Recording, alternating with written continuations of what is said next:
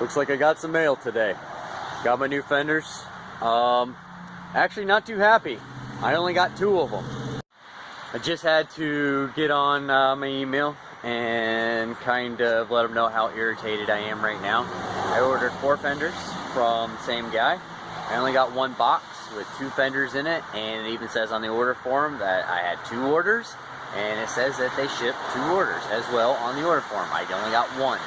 So whether or not they got split up in shipping, I don't know. I just checked the FedEx website, and it says that barcode was unreadable, so they had to make a new barcode.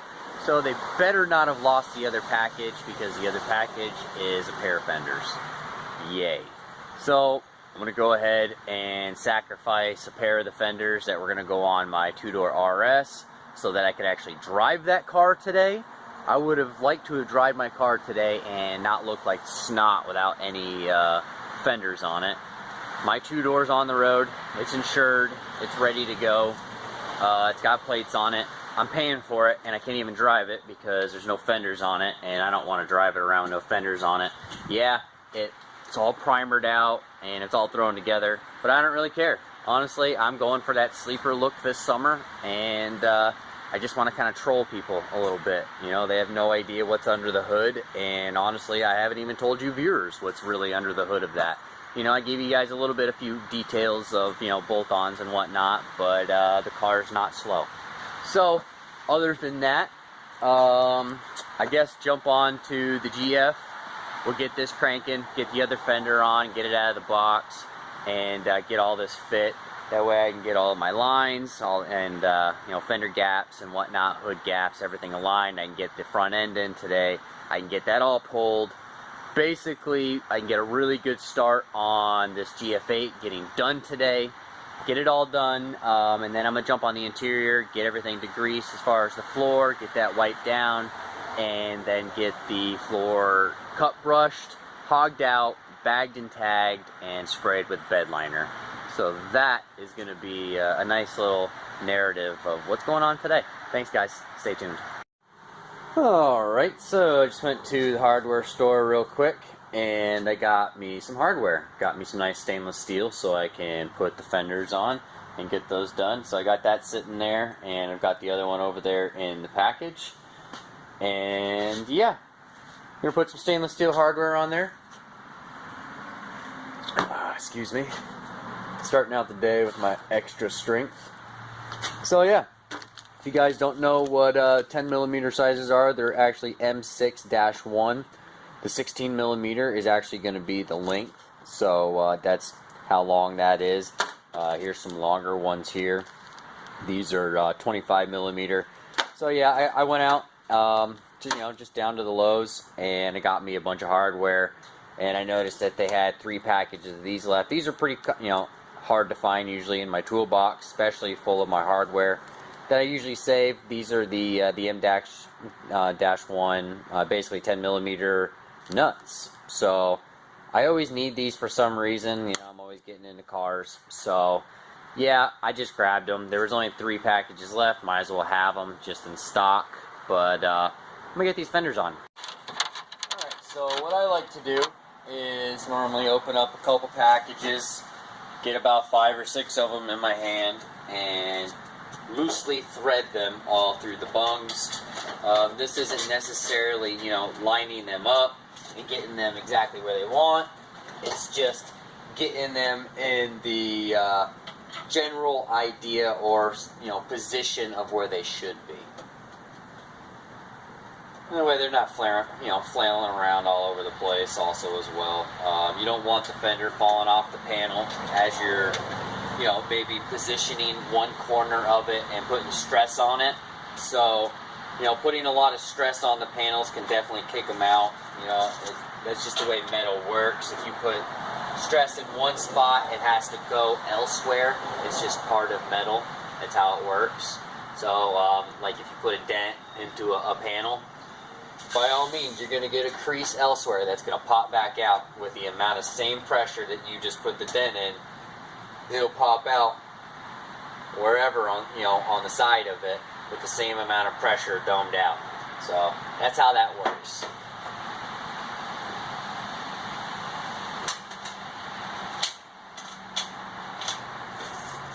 Well, time to grab a ratchet.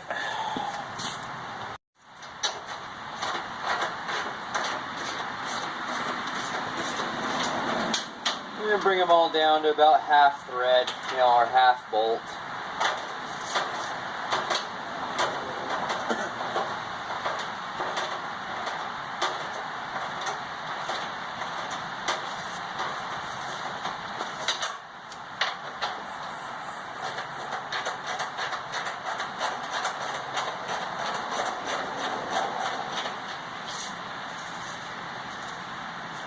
Open your doors up. These are going to be the two tabs that hold the inside of the fenders, and this is how you're going to get your proper fender gap in between your door and your fender. Right here is your tab. That's actually one mounting tab, and then you come down towards the bottom. Right here is your other mounting tab. That's where the other 10 mil is. And then directly on the bottom where the pinch weld is the last 10 millimeter. It'll be located there. And then you can come back over here to the front of the fender. There's a 10 mil that goes here, and then there's a 10 mil here, and then there's a 10 mil here. This is going to fasten the front of the fender also as well. You'll also, whenever you put your headlights together, there'll be a 10 mil here, and there'll be a 10 mil here as well. And that's basically where they go through. This here, where my finger is right here and right here, are alignment tabs that are on the headlight itself. So all you have to do is sync here, here, here, and then the three that I just showed you. The mounting tab is here, mounting tab is here, and then underneath the fender. And then you have your 10 mil on top also as well, and then that's just a standard 4, 1, 2, 3, and 4. You know, pretty relatively easy, guys. You know, it slips. Just make sure you slip it up under this molding. If your weather strip molding is still there, it just slips underneath there, and then you're able to put the fender on up over the pinch weld edge. When I say the pinch weld edge, this is the pinch weld edge. This is when they're attaching the inner apron to the outer apron. So the fender actually sits on that, and then these are your stock mounting locations. Okay, very good. On to the next. Alright, so what I'm doing here is I have a good even gap all the way down, and then it gets really, really close down towards the sharp of the point, which means that when they made this fender and they made this sharp point here, there's a lot of pressure here that's all being folded to make this shape. So generally, a lot of these aftermarket fenders will toe in right where that sharp point is. So here I'm going to show you how to manipulate that and get the fender to have a nice even gap all the way down. So what you're going to do is you're going to take your plastic wedge in here, because what's great about plastic is it's not abrasive like, you know, like metal. I don't recommend any of you guys putting any screwdrivers in here to do this. Shut the hood down so that this will come right up, just like so. And as it comes up, it's actually going to push it out to the nice even gap that you're looking for. Now when you do that and you're going to get that gap, you're going to watch the fender here. It's going to actually flex and move. See how it's moving out?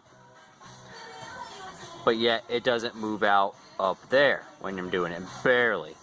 So this, we know here, this is where majority of your pressure is. So we're just going to slowly massage it out and get the fender to basically go out as much as possible. You want to tighten your fender down. Right now I have this fender tightened down so that the inside bracket stays stationary and I'm able to pull on this, because if I didn't have the fender tightened, this fender would just move back and forth, you know, and I'm not getting the proper adjustment that I'm looking for. So there, I got a nice even gap all the way up, and I know that's even. Now I can pull this fender in tighter towards the fender now and make this a nice tight gap and get probably about a 2 to 3/8 of an inch gap. Real nice show quality. Usually factory is anywhere between 3 and 5/8. That's probably about 5/8 gap right there. This is actually a factory OE gap. So if you guys go to body shops and one side of your fender gap is more than you look at the other side, like let's say this side's tighter, and you look at this side, if as long as it's in within 3 to 5/8, it's within specs. You really can't bitch too much, because honestly, the factory, go look at your car that's never been in an accident. None of those gaps line up. None of them are the same. I guarantee it. Constantly battling with customers in the past about door gaps. So now I have this problem with my OCD now, that I have to make sure I got all these door gaps perfect so I don't have anybody pick my jobs apart. I've had customers and customers and customers and customers and customers and customers and customers over many years, and they all pick the smallest things apart. You know, I could have a flawless job, but if the door gaps aren't even all the way around, you'd be surprised how many people mention it. Alright, so it looks like I had to rethread the bottom one. The bung was just a little rusty and crustier than I would have liked. It wasn't accepting the brand new hardware. So I just busted out my tap set real quick and just rethreading it. Run the thread tracer through it real quick, cleans it up. That way I can put the hardware in there and get this done. Okay, so the new hardware is in. Now it's time to do some adjustment. So I'm going to go ahead and snug this up, because technically that can't go anywhere else. So we'll get that done. That is where it's supposed to be.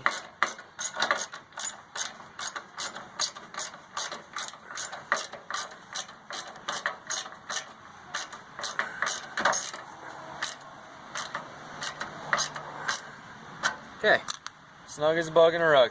Sorry it took a little bit. And you can see that this does not line up.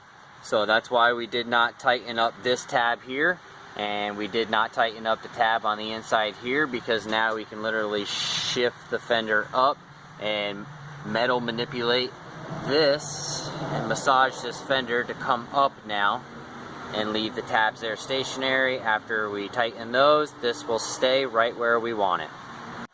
Okay, there we go. Snug as a bug in a rug. Everything's all lined up really nice. And we'll go ahead and drop the hood down, make sure I got a nice hood gap. Yep, exactly what I thought. Got the back adjusted all exactly where it's supposed to be. It actually did kind of fight me a little bit, so I knew that something has shifted. It's still not exactly right where I want it to be. I'm very meticulous. You know, from here it looks great, and it is within OEM spec, but you can look down here, and the point of the fender stops right here, versus this is about 1/8 of an inch, just a little bit higher. So, but I mean, to the naked eye, it's not really visible. When I paint it, you'll never see it. But as far as this being even, this is all pretty relatively nice. You know, I like the way that everything is fitting. You know, nothing, you know, this is all even, which is really, you know, real flush. So other than that, I know that this front end here, this section here of the rad support is actually pushed in, causing this to come out. So I gotta basically press this fender out up in this corner here to get this gap that I want. And in order to do that, this is where the fender bolts on, I showed you guys earlier. So this is your mounting tabs right here. This sheet metal here on this inside is actually got to be manipulated and pushed that way, so that I can get the fender to open up more and give me more of a gap, because now it's actually touching and hitting right here, and this is as far out as I can get the fender with the hardware. So I'm gonna go ahead, I'm gonna do that. I'm gonna manipulate this, get this metal to come out more towards the passenger side so that I can open that up. Alright, so it's been about 2 hours. Actually about 2 hours and 14 minutes to be precise. But I got it all done. It's all on. All the gaps are great. Exactly even. And yeah, I like it. So I do, obviously you can see there's a lot of tools on the ground. I did have to do some more tapping, which is why the thread chasers there on the ground, and I did get all this pulled out, you know, relatively where it's all supposed to be. Now all I have to do is dry fit the other side, make sure the other side all fits as far as the headlight and the grill, and make sure I have a nice even line that goes all the way across the hood. And as long as that goes across the hood on a nice even line, I know that I can put the bumper on and everything else will line right up, because everything else lines up and we'll have a nice even line to go all the way around the hood. So the OEM hood went back into the hinge. I've got that all fitting really nice now. The hinge was locked up, it wouldn't even work anymore, so again I went with the Enforce or the BG, and I hit it. I BG'd the crap out of it. So I worked it back and forth, and finally it started to latch a little bit more, and then finally it grabbed it all the way. So then I popped the hood, brought it back down, made sure it latched. I did that about 10 times, pulling up on it, putting pressure on the latch to make sure it is latched. I probably popped the hood now, I don't know, maybe 50 times now within the past 2 hours, just doing the alignment, making sure I got all the gaps and whatnot. But other than that, you guys can get an idea. You know, it's all coming together. This car really, I'm not intending on keeping it for very long. I'm just trying to hurry up and get it done and treat it as a job, you know, and that way I can put more money into my business, into Rumble Garage, and give you guys more videos, more, you know, content and whatnot. But this is basically how, you know, I flip cars, and I can make money pretty relatively quick just by actually taking the time to fix them, you know, and do it the correct way. You know, put new parts on there, and you know, I'm not going to put a new hood on there just for the sheer fact that there's nothing wrong with this hood. And if I could find used fenders that were in the condition of this hood, I absolutely would, you know, would jump on them. But they don't exist. These are Subarus, and the fenders are really thin, so they rust out pretty relatively easy. Other than that, I'm going to jump on putting some headlights in this thing and see if we can get this thing knocked out. Alright, so as you can tell right here, the headlight is actually in a little farther than it should be. The grill actually does match up and made up exactly right where I want it to be, so I know that I just need to pull the headlight assembly out more so that I can get it to match up more with the grill itself, and I can have a nice gap. Basically right now it is sitting on the grill itself, and it's not supposed to. It's supposed to have a space in between in case it actually has any movement, you know, have any cracking issues and whatnot. But obviously also for the light beam itself, when it comes out at night, who knows where this is going to be shooting off. You know, it's definitely going to be pointing more towards the inner of the vehicle, and probably more towards the driver of whoever you're behind. So you generally don't want to do that. You want to get all of the lights, you know, situated the way that they're supposed to. As you can see on this side, this has the gap that it is supposed to have, but it's out too far. So we got to bring the radiator support in more so that this goes in, and same thing with the headlight as well. So the two mounting, there's a 10 here and a 10 here that's behind this grill. We're going to go ahead and move that mounting that's actually on this steel here in more, so that when I attach this headlight again, it's actually in more. And that side, I'm going to reverse the process where those two bolts are here. We're going to take those out, and we're actually going to pull this so that we can generate the headlight to come out and be nice and flush. And see if we can get everything to be nice and even. I mean, everything seems to be nice and even as far as gap wise. You know, I do like the gaps that are above the headlight, so everything as far as that is fine. But in, out. Alright, so right here on this procedure was fairly easy. All I did was have to tap here and tap here. I actually do it by holding a body hammer on here and tapping the face of another body hammer, and this will actually push it in without having to take the headlight off, so that I can manipulate the metal behind it. So this is just a quick, fast, easy way and method that I do. Set it there, tap it, you know, set the grill back on, find out whether or not if it fits correct. So I've got this side all good to go. So now I went ahead and I drew the top bolt out, and I'm going to go ahead and pull that and get this thing to have the same gap as the other side. I'm going to show you guys real quick what I actually use. Alright, these are nice little specialty tools for me. I've actually showed a lot of body shops that I've worked for. I have a lot of tools. I usually do a lot of research on my jobs and find out what's out there. And I usually stay up to date on the technology as much as possible as I can. These are absolutely great for pulling. I can thread right into the bung and pull right off of the bung, so I can pull these out. I don't have to worry about, you know, any kind of mangling of the metal. I can go straight to bung, pull off of that, you know, put a little chain on it, tug, tug, tug, put it right where I need it. Real simple. Unscrew it, put it back in the box. Alright, so for your viewing pleasure, it's threaded in. I got the little mini hook on there. You can use the chain, thread anything through there. It's whatever, you know, fits your fancy. So I'm going to go ahead and give this a little tug tug and put this right where I need to do it. I use a slide hammer and get it right where I need it. And there it is. Got everything on. Everything lines up really nice. Nice tight gaps, nice even gaps all the way around, which is really nice. All the way down. Nice even gap. And I love it. So, yeah. Other than that, she's ready. I'm pretty happy, which is pretty nice. Takes a lot for me to be happy. Only for the sheer fact that I'm a perfectionist. I'll sit there and take the time to make sure that it's correct.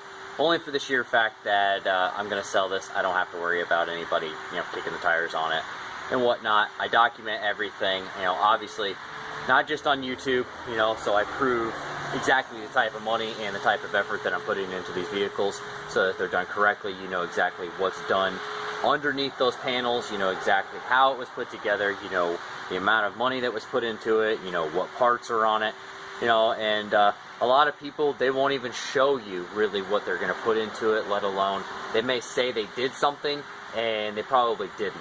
So other than that, this is a good way for me to prove and document this.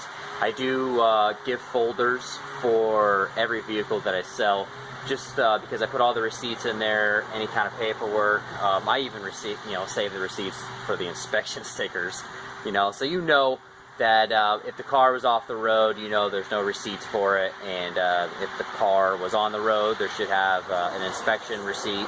So they're all dated. They tell you exactly when the car's been on the road, you know, which is nice.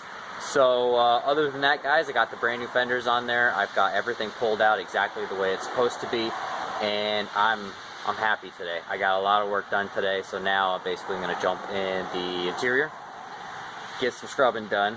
That way that can dry. Get that in my basement, so that's nice and smelling good and looking fresh and clean, so that I can bed liner. You know, because I really would like to do some bed linering tomorrow. It's supposed to be a really nice day tomorrow, and I'm hoping to take advantage of it. So again, if you guys haven't subscribed, please subscribe. You know, obviously I'm an all Subaru channel. I love Subarus, guys, so just stick with me, and if I'm not covering something that you may want covered, let me know. You know, I'm a big GC body guy. You know, you guys see that. I'm big into the GCs, so if you guys do have new cars, I absolutely do work on them. I just got a car for the old lady. It was just our 10-year anniversary yesterday. So as a surprise, I got her a Hawkeye. So you guys will be seeing that pretty soon. I'm going to be going ham on that, making sure that that is a nice, pretty car for her, because she deserves it. You know, that's my queen. So other than that, I'm going to continue putting her on my pedestal. So with that said, smash that like button, hit the subscribe button, scroll down, give me a comment or two, give me a thumbs up, anything. Let me know if I'm killing it or not. Thanks, guys. Rumble Garage. Alright, so this is a part 2, basically. I jumped right to the interior. The old lady's actually in the back cleaning the seats up and the interior and whatnot, so I went through and grabbed the degreaser, and soaked the entire thing down, from door jambs to the floor pan, every single nook and cranny, you know, that I can basically find. You know, this place is soaked in Subaru degreaser. So basically, I'm going to start wiping everything down, get everything done, and then start rust removal, start hogging everything down so it's all has a nice abrasive finish to it, and then tape everything off, mask everything off, and get this in bed liner. That's the goal. Alright, so it got dark, and well, it's starting to get dark, and I got everything all wiped down. Wait till you see this thing. It's come a long way. Look how nice it is. So I haven't even vacuumed out any of the debris yet or anything, but it's a lot cleaner now. I wiped every nook and cranny and crevice I possibly could, and now I just got, you know, like loose debris and stuff that obviously got broken up as I wiped everything down. Yeah, got all the, you know, around all the strut everywhere. You know, this is all nice and shiny, nice and, you know, and dry and whatnot. Basically gonna let it air out for tonight, and tomorrow I'm gonna hog everything out, get this all done. I did all the sills, you know, wiped everything down, which is really nice. So yeah, tomorrow is gonna be a really fun day. Hopefully it's just as hot as it was today. Alright, so in the backyard, got a nice little workstation set up for Mama. She's got the back seat, WRX back seat, completely clean now. This thing is sharp now. This thing is really nice. It's pretty mint. Got all the door panels all cleaned, so now you guys can really see those colors now. They really shine through, the reds and the blues. Actually, it looks really blue in person. More red. It seems to be looking more red through the camera, but they're actually really blue. So those are all done. Looks like she's just finishing up on the last little bit. And there's the backrest. That thing's mint too. That looks great. You know, and these things were pretty nasty. They were pretty bad. They were sitting for a long time, and now they smell fresh. What I use is Tough Stuff. It's pretty relatively cheap. You know, I think it's like $4 or $5 a can. You can get it, you know, just about anywhere. Walmart, AutoZone, stuff like that. But yeah, they look really nice. She just finished them up. They're all clean, nice and wiped down. You know, got everybody else's dirt and grime and nastiness off of them. And I like these a lot better than the door cards that were in it that were full of duct tape and stain.